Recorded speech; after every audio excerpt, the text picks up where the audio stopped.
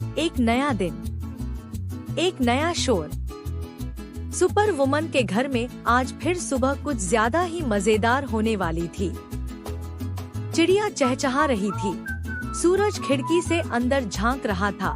तभी super woman ने आवाज लगाई, मोहित, उठ जाओ बेटा, स्कूल का टाइम हो गया।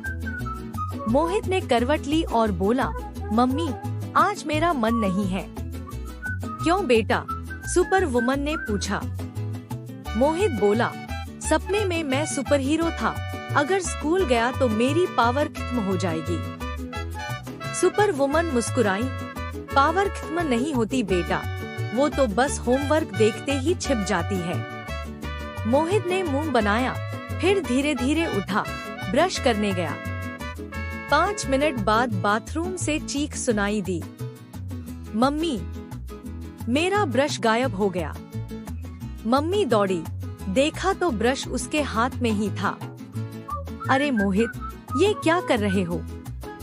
मोहित बोला, मम्मी, ब्रश इनविजिबल हो गया था। उसी वक्त दादी आईं और बोली, अरे ये बच्चा तो जादूगर बनेगा। नाश्ते की मेज पर हंसी और शोर। मोहित बोला, मम्मी, अंडा भाग गया था, मैंने चम्मच से पकड़ा।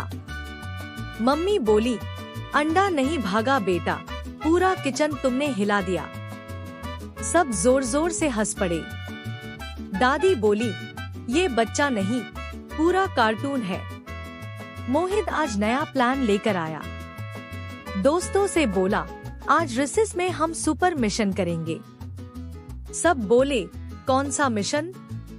मोहित बोला, टीचर के आने से पहले बोर्ड पर हैप्पी टीचर्स डे लिखना है। सारे बच्चे हंसने लगे, लेकिन तभी पीछे से टीचर की आवाज आई, क्या चल रहा है यहाँ? मोहित बोला, सरप्राइज मिशन फेल हो गया।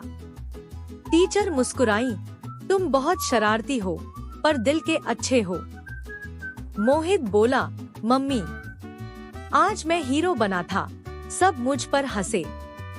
मम्मी बोली, हंसी बुरी बात नहीं है बेटा, अगर सब खुश हुए तो तुम जीत गए।